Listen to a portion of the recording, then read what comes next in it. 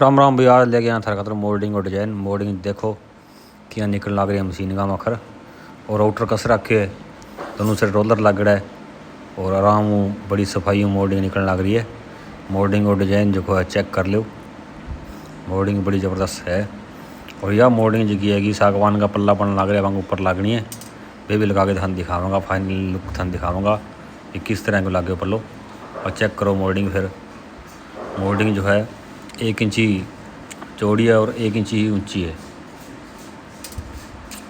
Check करो भाई, राम राम।